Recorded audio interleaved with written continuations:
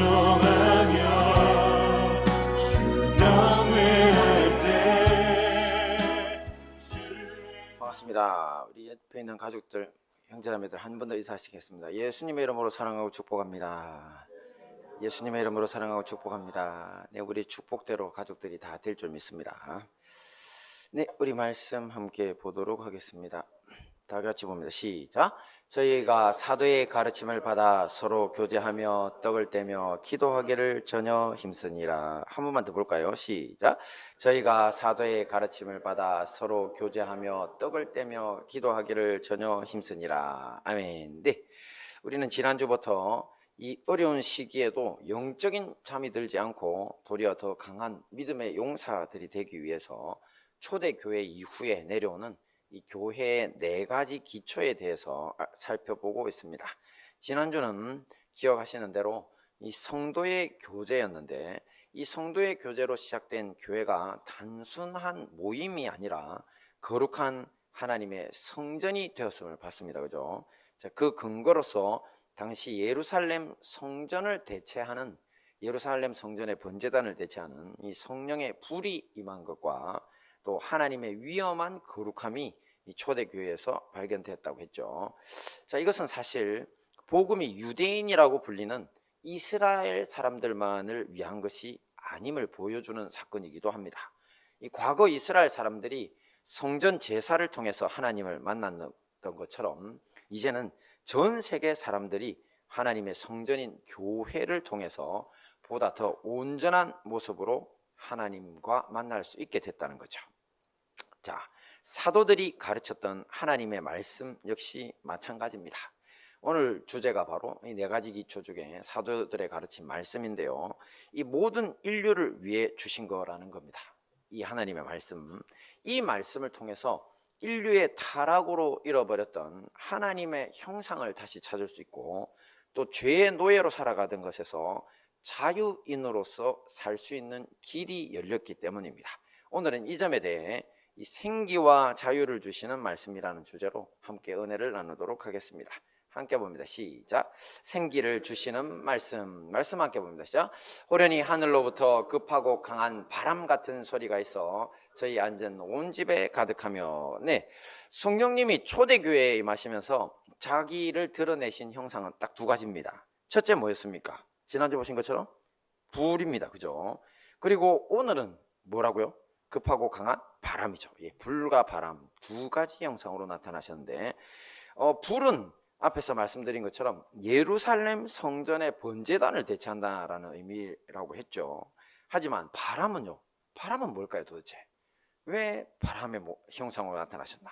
이 바람은 태초 인류의 창조와 타락 또 회복과 관련이 있습니다.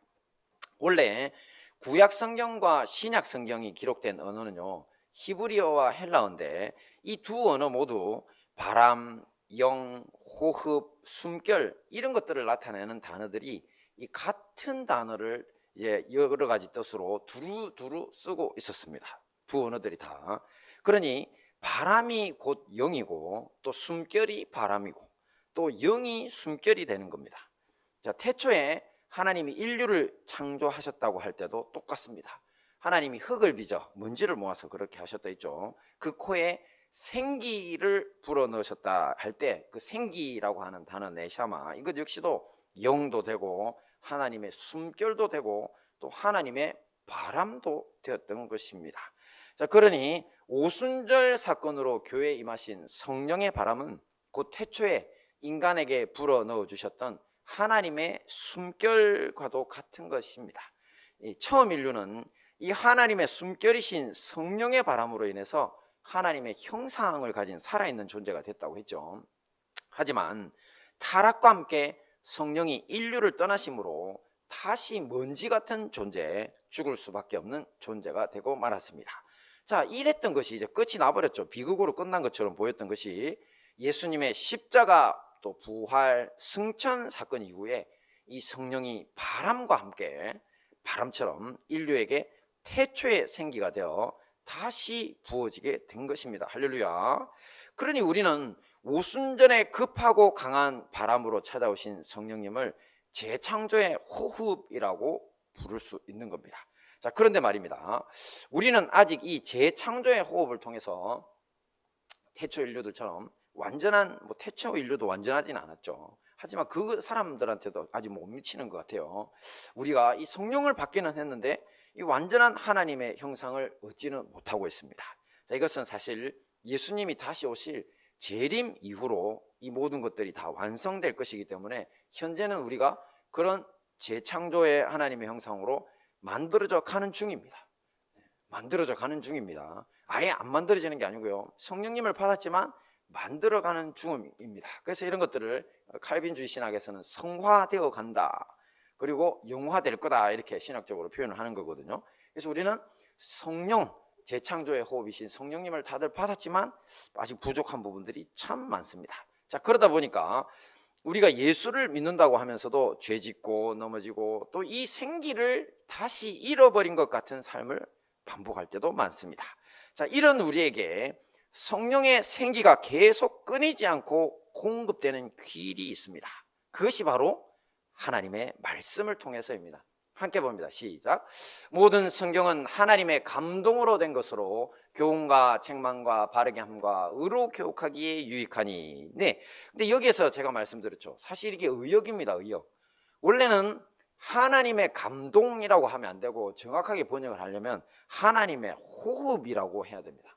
모든 성경은 하나님의 호흡, 하나님의 숨결로 된 것이니, 이렇게 해야 된다는 겁니다. 왜냐하면 원어 성경이 데오 푸뉴스토스 이렇게 해서, 데오는 주님, 푸뉴마라고 하는 건 바람, 영, 호흡이라고 그랬죠.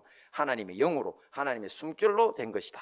자, 그러니까 성경 자체가 하나님의 숨결로 쓰여져 있으니까, 그러면 뭡니까? 성경 안에는 하나님의 뭐가 들어있더라고요? 숨결, 하나님의 생기가 묻어 있다는 것입니다. 놀랍지 않습니까? 성경만 있으면, 하나님의 말씀만 있으면 불완전한 우리지만 하나님의 생기가 가득한 삶, 우리 성경에서는 하나님의 감동이라고 표현했죠. 그 하나님이 감동이 가득한 삶, 이 하나님의 형상으로 매일매일 재창조의 은혜를 누릴 수 있게 된다는 겁니다. 자, 생각을 한번 해보십시오. 아무리 비싸고 좋은 차라고 해도 기름 없이 갈 수 있습니까, 없습니까? 못 가죠. 아이들 보고 질문했더니만 전기로도 가는데요, 이렇게 이야기하던데, 그럼 전기 떨어지면 어떡할 건데? 맥락을 봐라, 이렇게. 자, 어쨌든지 기름이든 전기든 떨어지면 끝장입니다. 이 도로 한복판에서 서버리는 수도 있고, 이 골치 아프죠. 자, 하지만 수시로 주유소를 찾아가서 채워두면 이런 걱정 없이 살 수 있습니다. 자, 우리 역시 마찬가지입니다. 매일매일 하나님의 숨결로 만들어진 성경, 곧 하나님의 말씀만 가까이 하면 된다는 겁니다. 비록 부족한 우리지만 하나님의 생기로 가득 찬 생을 살아갈 수 있습니다.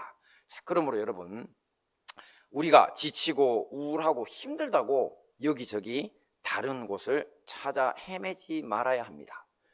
자, 이게 여러분들에게 생기를 주는 것 같아도 끝나고 나면 얼마나 허무하고, 그곳에는 하나님의 숨결이 없습니다.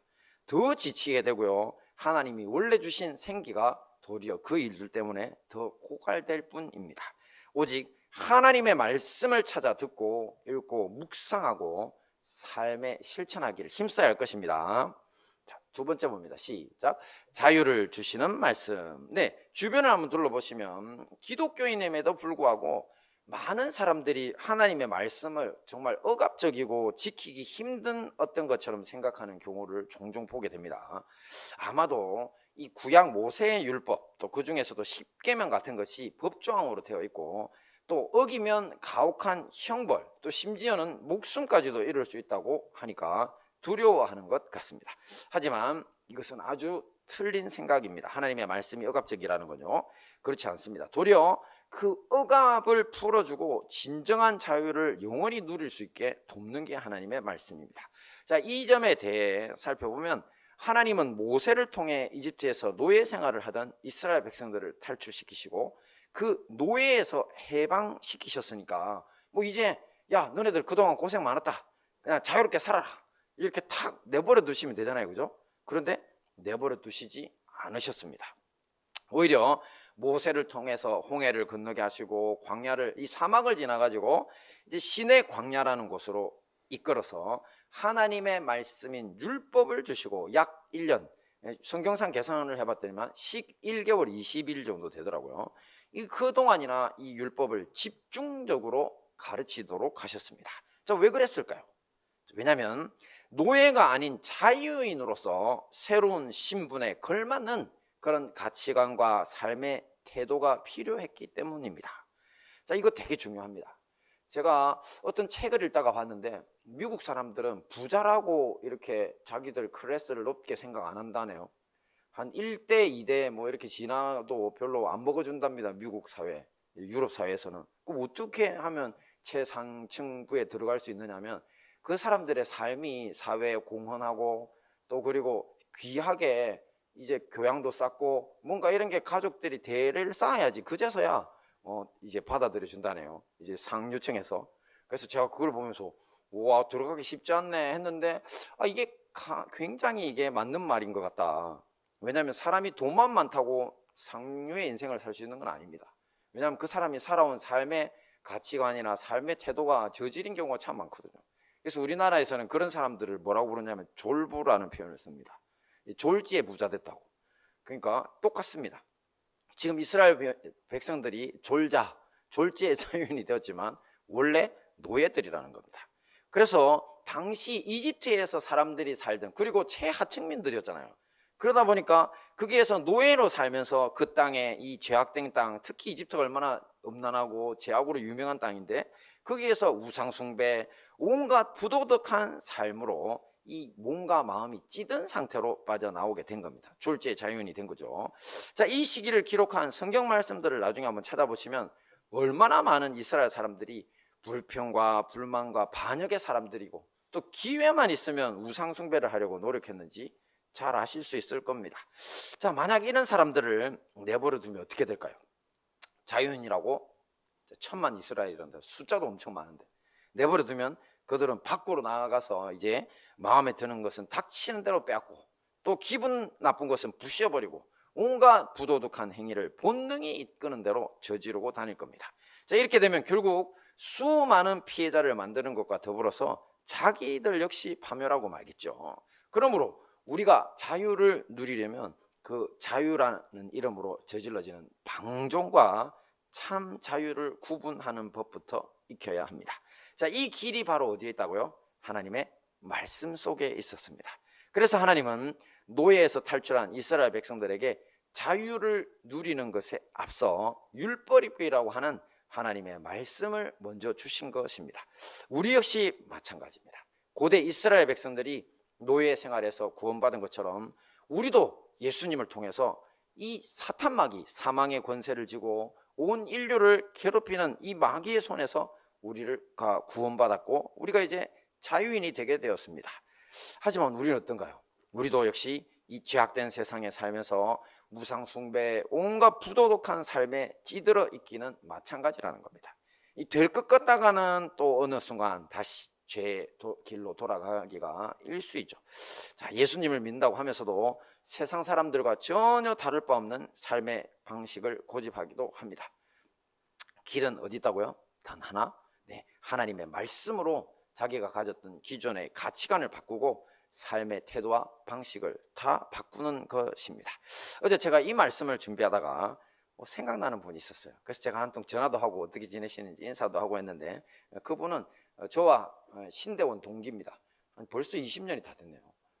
20년 정도 신대원 동기인데 그때 이제 그 집사님이 연세가 좀 저보다 좀 많으셨어요. 뭐 한 10년 가까이 많으셨어요. 그래가지고 이제 좀 나이 많은 분이, 너무 많은 분이, 저도 나이 많이 들어갔는데 왜냐면 신대원 제가 30살 넘어 군에 제대하고 갔거든요. 그래서 저도 엄청 오래 늦어 왔는데 저보다 훨 더 많은 분이 오셨으니까 신기하잖아요. 그래가지고 친하게 지냈습니다. 그랬더니만 이분이 자기 간증을 해주시는데 자기 알고 봤더니만 이분이 대전에서 무슨 전국적으로 알아주는 무슨 당이라고 하는 이제 제과점이 있는데 거기 이 회장님 아들이에요. 부잣집 아들이 부잣집. 그래서 뭐 전공도 음악을 했고 또 사모님을 봤는데 아니 사모님이 무슨 인형처럼 생겼는데 키도 엄청 크고 세상에 저렇게 예쁜 분이 있나, 어떻게 일반인들 와이프가 저런 분이 계시나 이렇게 생각했는데 나중에 알고 봤더니만 미스 태평양이시더라고. 미스 코리아. 그러니까 아주 그냥 잘 나가는 분이었죠. 근데 이런 분이 이제 늦게 신학을 시작한 사연이 있었습니다. 자기 이야기를 해주는데요. 이분이 대전에 신도시가 한창 개발 중일 때, 그러니까 대전도 지금 보면 우리가 가보면 그 뭐야, 서울, 대전, 대구, 부산 찍고 뭐 노래 이렇게 부르죠. 이게 라인에 있는 아주 그냥 중요한 도시죠. 근데 이 대전도 옛날에 구도심이었거든요. 근데 신도시를 한참 개발했어요. 그때 이분이 사업을 시작했는데 어떤 사업이었냐면 이 작은 아버지와 함께 룸살롱 사업을 시작을 했다는 거예요. 룸살롱, 이게 고급 술집인데 좀 어떤 거 대표적이고 좋지 않은 사업이죠.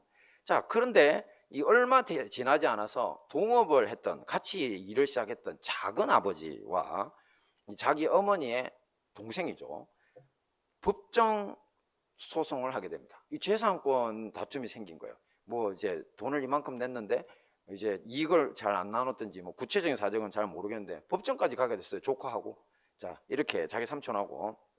거기에다가 또 덮친 격으로 교회 다니는 어머니와 또 자기 아내가 그런 질 나쁜 이제 술 장사 태폐업소를 한다고 얼마나 핍박을 하는지, 이 가정이 거의 이혼 직전까지 가고 죽을 지경까지 됐다고 하더라고요. 자, 그러던 어느 날 이분이 뭐를 선택했냐? 뭐 자살을 선택하지는 않았습니다. 이분이 이제 너무 괴로운 마음에 위로를 좀 받고 싶은데 어디 위로받을 데가 없는 거예요. 근데 가만 생각을 해보니까 아내를 따라서 이제 마지못해 다니던 교회에서 이제 새신자라고, 새 가족이 오면 성경을 선물해 주기도 하거든요. 그래서 그 성경을 이제 선물로 받은 기억이 나요. 그래서 그 성경책을, 얼마나 괴로우시면 이 룸살롱 사장님이 성경을 꺼내놓고 새신자가 보기 시작한 거죠. 그런데 마침 이 성경에 읽기 쉬운 잠언을 꺼내 읽었던 것 같아요. 그러면서 그 말씀을 이제 보고 감동을 받게 됩니다. 그때 이제 그 우리 집사님이 우리 동기들에게 간증하시면서 들려주신 성경 구절입니다. 우리 같이 한번 읽어볼까요? 도대체 어떤 말씀을 주셨길래 이렇게 큰 감동을 받았나? 같이 봅니다. 시작. 다투며 성내는 여인과 함께 사는 것보다 광야에서 혼자 사는 것이 나으니라. 다투는 여인과 함께 큰 집에서 사는 것보다 움막에서 사는 것이 나으니라. 할렐루야. 네, 이렇게 아내 때문에 죽을 지경이 되었는데 이렇게 자기 심정에 딱 맞는 옳은 말씀을 보게 됩니다. 그것도 저 성경이 놀랍게 같은 말씀이 지금 3번이나 나와요. 저도 사실은 우리 그 집사님 때문에 깜짝 놀랐어요. 저도 대충 제 말씀을 알고는 있었는데 아니 저게 3번이나 나오는지는 몰랐거든요. 보시면 그 앞에서 잠언 21장 19절도 있지만 21장 9절 또 25장 24절 이렇게 따로따로 떨어져서, 그래서 그냥 3년타로 나오니까 이분이 얼마나 큰 감동을 받았겠습니까? 자기의 마음을 알아준 하나님의 말씀을 만나고, 자, 감격 그 자체였다고 하더라고요. 자, 그때부터 이분이 성경을 읽기 시작합니다. 그러면서 교회도 열심히 나가게 되고요. 이제 그 뭡니까, 다투는 여자하고 사는 것보다 광야에서 혼자 사는 게 낫다고 했다고. 자, 그러다가 이제 정말 큰 은혜를 받고는 에이 그냥 이 룸살롱 이거 때려치워야 되겠다. 그러면서 작은 아버지하고 하던 그 모든 소송도 포기해버리고 큰 재산적 손해를 봤다고 하시더라고요.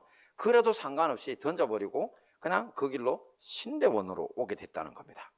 자, 그래서 지금은 목사님으로 지금 세종시에서 우리 교회하고 한 석 달 정도 차이예요. 개척해가지고 지금 잘 하고 있습니다. 자, 할렐루야. 어떻습니까, 여러분? 참 은혜 받았다는 말씀 구절이 좀 당황스럽긴 하죠. 네.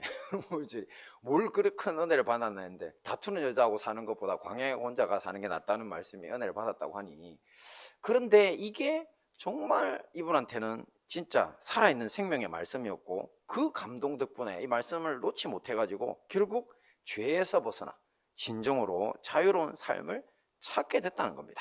자, 우리도 이렇게 말씀을 가까이 하면 진정한 자유를 누릴 수 있습니다. 할렐루야. 자, 말씀을 정리하겠습니다.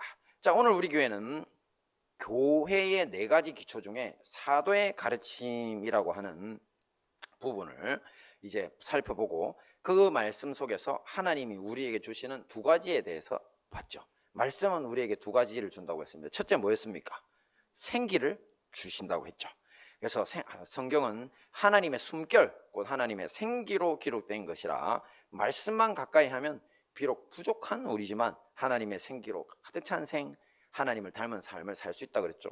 그리고 두 번째로 하나님의 말씀은 우리에게 또 뭘 줍니까? 자유를 주신다고 했죠. 죄의 노예에서 벗어나 진정한 자유를 누리기 위해 하나님의 말씀을 가까이 하기에 힘써야 한다고 했습니다. 자, 이 모든 말씀으로 생기 가득하고 진정한 자유를 누리는 삶을 살아 승리하시는 우리 행복한 다니엘 교회와 형제교회 성도님들 되시기를 축원합니다. 아멘.